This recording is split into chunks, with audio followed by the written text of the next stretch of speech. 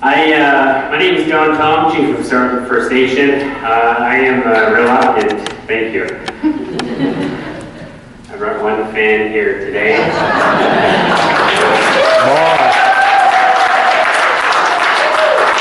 I have some reluctance in providing or commenting on this panel. I feel that much like the National Energy Board, that this panel is a farce that has no real contribution towards affecting how we plan on addressing pipelines and fossil fuels in the future. If it's clearly just reporting and that is all.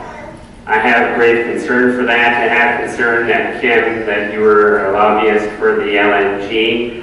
And that my concern is that someone may challenge any recommendations or anything that may come of this report.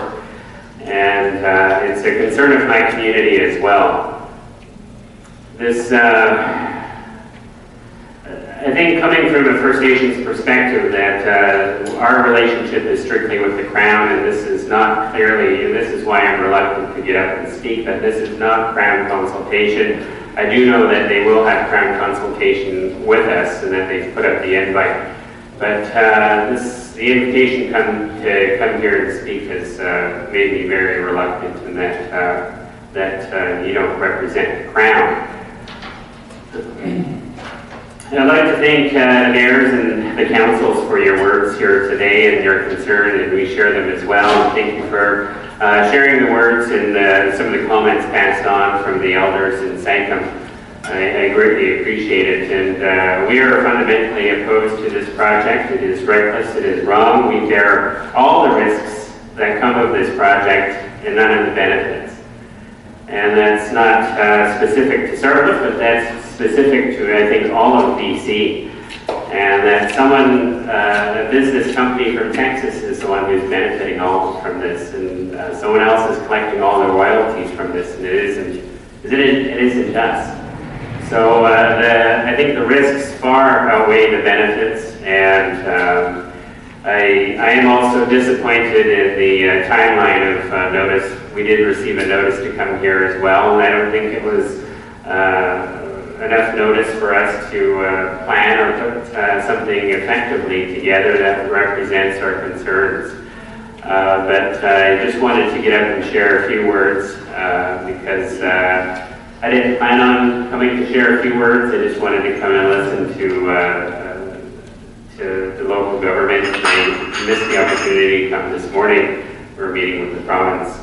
But I just wanted to say that it's not personal, my concern for the conflict of interest. I think it's just what is and what has happened. And I think your background with Kinder Morgan and your, it's not personal. I like the work that you've done in the past as chief of Tsawwassen. But it's just, I guess, the appearance of conflict of interest. Can I ask you a question? Did your community participate as an intervener in the Yes, we did. In the NEB process? Yeah. And do you have any specific comments about that experience? Because we are not Crown consultation. Yeah, for sure. No, I think my experience with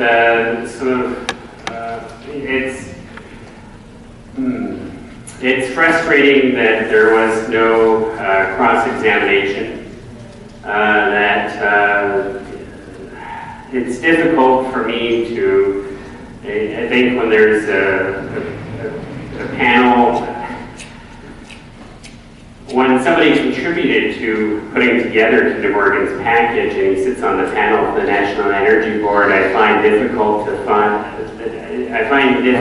in finding satisfaction that my concerns are going to be listened to. And so the very fact that someone contributed to Kinder Morgan's project and now sits on the National Energy Board. And also that we are Tsartlip, the island communities here, I think we're an afterthought in terms of Kinder Morgan, in terms of consultation, because we were directly impacted on the pipeline route. And it was very evident when they reached out to us later on compared to other First Nations in BC or Alberta. But we're an afterthought of thought, but we have clearly defined rights out on the waters by the Sanishin Bay Marina case that says that our rights aren't limited to just the practice of fishing, that the rights are unqualified rights, and that it protects the aqua life, the environment in the water. Those treaty rights extend into the water, and that it is to be maintained and preserved for all time for us to be able to hunt and fish as formerly. I don't know if you have any other questions, but I just found that the NAB process was, it's from the Harper era, and he's, I think Harper in his omnibus bill that has really watered down the environmental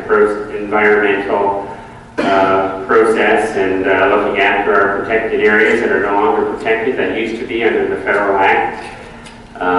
And through the omnibus bill that is no longer. And so I feel that through the National Energy Board, it's through the Harper regime that has come in and just tried to, in my opinion, steamroll over First Nations interests, First Nations rights, treaty rights, and I think the interest of British Columbians and Canadians. Thank you.